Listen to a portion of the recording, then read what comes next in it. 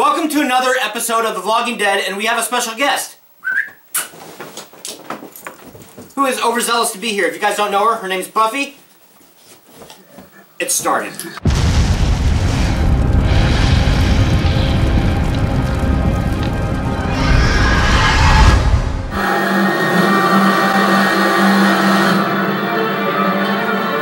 Whoa!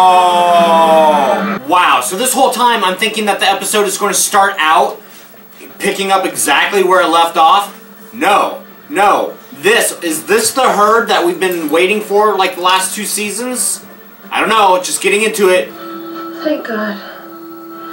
Nothing happened to your hair. I was gonna say, Rick, save your bullets, you're falling over the edge on their own. Oh, Cliff Walkers! I bet you that's what they're going to name them on The Talking Dead. You're coming back with us now. Don't make it hard. And Rick lays down the law. Oh, he just got Rick rolled. He heard. What? Carl, No. don't. What? You can't. Oh, damn! The Rickinator. What the hell's going on? Oh. So I probably just got through missing the whole part because of the battery dying, dude getting bit in the freaking face, and both Michonne, Rick, and Morgan all being that same little group that were there when we to green, we fall when Rick was talking about the exactly the thing that just happened.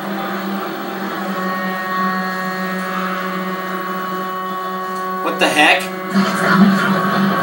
Oh. What? Holy crap. Oh, they're not going to end it here, are they? They are. Oh, they are. This would have been a good season finale right here. Oh, no. That's bad. That's foul. Oh, my God. That's horrible. Bad. Oh, crap. Welcome to the new season of The Vlogging Dead. This is Season 6, Episode 1. So much happened tonight, and like we usually do, we usually talk about a lot of the things that they talk about on The Talking Dead after The Walking Dead, but tonight on The Vlogging Dead, I think we're going to get into a little bit more depth than what they did, and I've got everything laid out in notes. In no particular order. So tonight we're going to start off with this one right here. When Rick is helping to bury the body of Ron's dad, aka Porch Dick, if you watch The Talking Dead, it was Morgan that started to dig, and then they find the quarry of walkers, and then they come back, and you know, you've got Ron, and they save Ron from all the walkers that he's attracted because he couldn't defend himself. Do you think that the only reason why Rick started digging that grave was because Ron was there and it was his dad and he had a little bit of humanity for that? Do you think that if Ron had not been there, then he would have just walked off and basically felt that it wasn't worth it? Question number 1. Comment number 2, and this surrounds Morgan. I think it's really interesting that when Rick enters where they were like holding Morgan, because they were holding him because, you know, he's been out there for so long, who knows if you can trust him or not. And Morgan's sitting there and he's like doing his weapon and everything, and Morgan makes a comment saying sometimes you're safer when there's no way out. Do you think that's true? Do you think that that's going to be reminiscent of the season or the next episode for next week? Do you think that that's going to be where they're going to find themselves, is kind of like no way out and they're actually safer bunkered down? I think that that's where that's going. And also, kind of a funny note, we're not going to get into hair tonight because that was the comedy of The Walking Dead tonight, was the freaking hair and the mullets, and it was comical. It was funny. I enjoyed that part. Morgan to Michonne, though, asking about his peanut butter protein bar, did you take it? And then Michonne lying about it and said no, she didn't. Yeah, what was that about? Is that showing that Morgan may not be completely stable right now, even though him and Carol had a conversation later on, and he's like intuitive enough to be in and to know that Carol has been with Rick and his group for so long, she can't be this naive little housewife that she's pretending to be. So Morgan sees that. Morgan knows, but is he still a little unstable? Is there something about him that we don't know that may become a threat later on? Daryl and Rick, are they at odds right now, because usually Rick has been the leader, and Daryl has been kind of like, I'm going to do what you say because that's what we need to do kind of thing. And now he's kind of challenging Rick a little bit in saying that, we need to be bringing people in still, and Rick's like, no. My thoughts on the matter is, well, Rick, if they weren't bringing people in, then you wouldn't be there right now. The nice thing to see is that, especially after her husband was killed, Deanna, who's Deanna? To see her supporting Rick in his plans, even though there's a problem with his plans, obviously, we saw at the end of the episode. But I really believe, well, okay, hold on. It was nice to see her support Rick. And because all the premieres and the previews and stuff that we've seen, it looks like everybody's just out to get Rick. And such is not the case. And of course they spin it like that so that you'll be more inclined to watch. And it worked. Now, the problem with Rick's plan.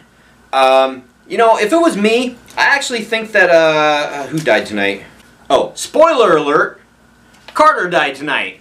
Chances are you don't remember who he was. But if they had listened to Carter and just, shored things up a little while longer, kind of just corralled them in there, they could have killed them at their leisure. They could have, I don't know, created a big fire, and walkers go to fire, so they could have, created a big freaking fire and had a big old freaking walker roast, and everything would have been just fine. They could have killed them at their leisure, one at a time, instead of, just, letting them, well, I know that they didn't escape, but if they had, okay, so the trailer fell. Okay, never mind. I see how things progress now. But they should have went with that plan. They should have went with a plan of trying to corral them, but I guess if they didn't have a plan in place, then everybody would be dead by now.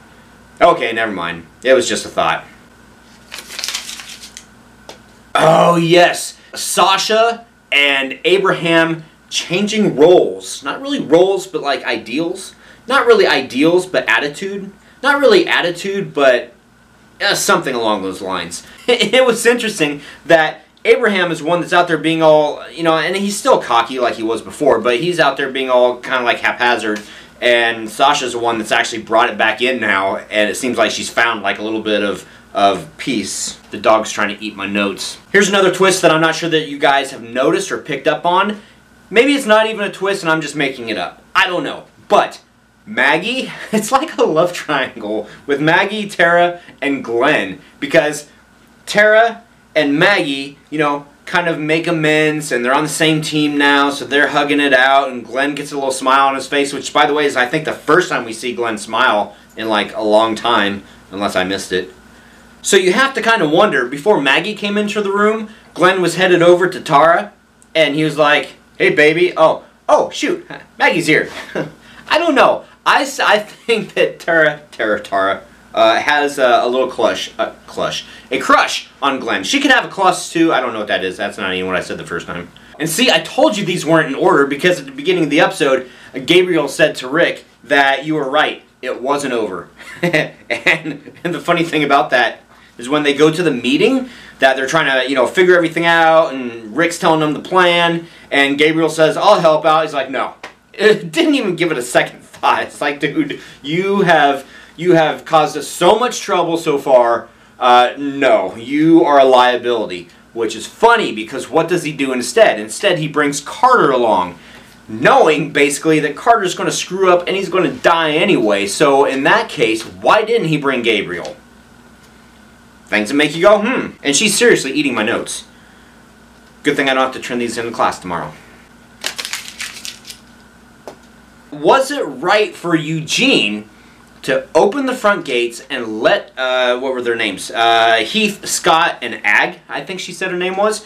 Was it right for him to let them in, not knowing really who they were? Because I didn't know. Ooh, that's interesting. That's really interesting. Oh my gosh, you guys see this? I just had an epiphany. Because he lets those people in. Nobody else mentioned them the whole episode. Do you think they're part of the wolves? Do you think that? Wow, I think I'm onto something. I think that could be a spoiler. I think that might happen. That's awesome. I actually had a good idea. And I can't remember her name, but I'm going to say Ron's mom. So Ron was the kid that was out in the woods and Rick had a little talking to. And then she goes and tells Rick, don't you talk to him like that? That's my kid. And Rick's like, I only told him because he needs to know. I only told him the truth. And she's like, no. And I can't remember what she said. It was a really good line, and I know it's going to come up again. Basically, she says that she's going to learn how to shoot, and then she's going to teach Sam and Ron how to shoot. Really? Wow. Well, they better hurry up because episode 2 is next week, and I'm not sure they've really got time to plan. So, I hope you guys liked this. I hope it was a little informative. I just spit, but you guys didn't see that. Now you did because I pointed it out, so you're going to rewind it. I will say, catch you guys on the vlog. Happy haunting. I hope that you like this first edition of the new season of the Vlogging Dead, and we'll see you guys next week. Maybe with a guest. That's not a dog.